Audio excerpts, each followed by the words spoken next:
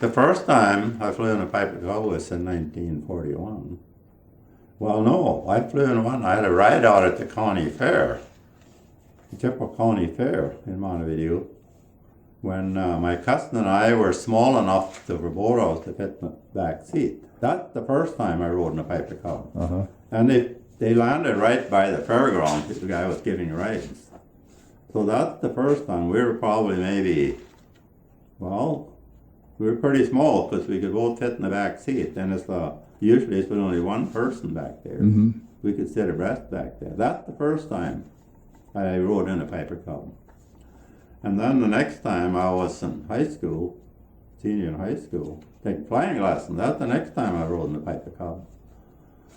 And then, like I said, during the years in between, I would rent one once in a while. Okay. I'd fly a friend's Piper Cub.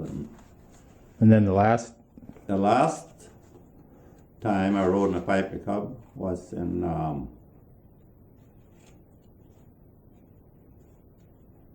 25 maybe, 2005. That year. That was, so between the first and the last ride was from 35 to 2005, about from 1940. about 70 years.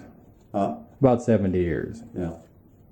So it's quite a span of years having experience with Piper Cubs.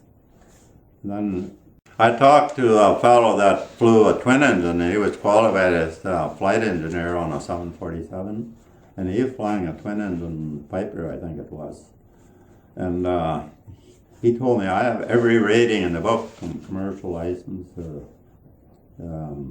all the ratings you can get as a pilot, he said. And then I had the Piper Cub parked over close to it. It was out the Montevideo Airport. He landed, and he kept eyeing it, and he kept asking me if he could go and look at it. And I said, sure. So he walked over there and looked.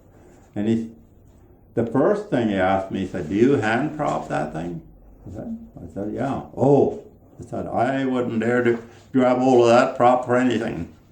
And then he looked inside of it, and he's kind of shaking his head. You know, I wouldn't know the first thing, if I was going to fly this thing, I wouldn't know the first thing to do with it, he said.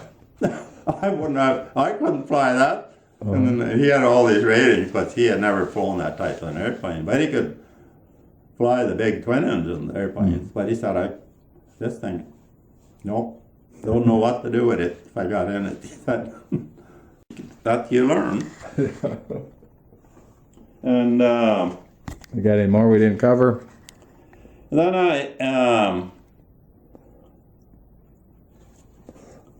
I did apply for a guy fox hunting for a while. Yeah, we mentioned that. That and that and that. And yeah. the models.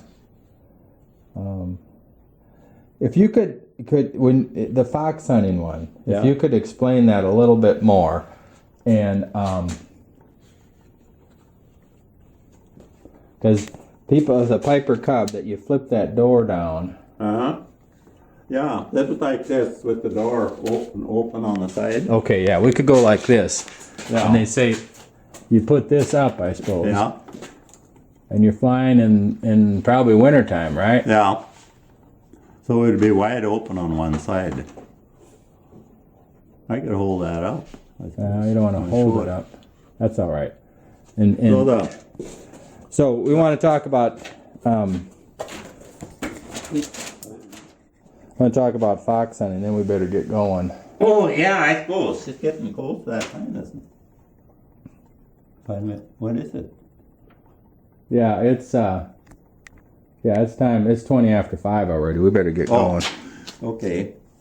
Okay. Then we used to right after World War II, like in okay.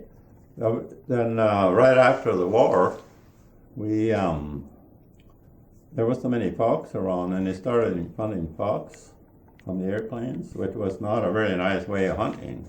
It's a kind of a dirty way of hunting, I think. But that pilot flying up in the front, he was to be a Cub like this. Uh-huh.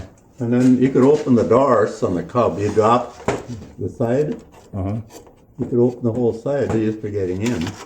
and then this would clamp up like that. Uh-huh. And the guy was doing shooting would ride in the back seat, and the pilot would fly from the front seat. Uh-huh. So he had a wide open field for shooting down behind the struts. Uh-huh. You had to be careful he didn't swing his gun over and shoot the struts off. Anyway, the guy I flew with, he had a double-barrel shotgun. Mm-hmm.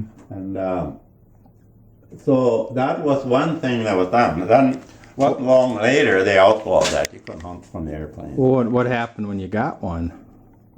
Well, they'd land out there. Usually had skis Uh-huh. on the airplane. They land out in the field and pick them up.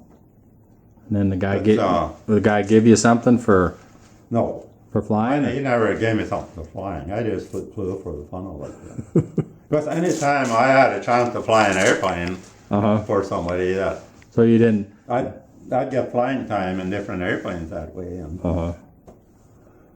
so, but like I said, they outlawed that probably in 1947. It didn't last long Uh-huh. because, like I say, it's not a nice way of hunting. Well, some places they can still hunt coyotes, like in some places. Coyotes, and they used to hunt wolf from airplanes too. That was banned. Can't do that anymore.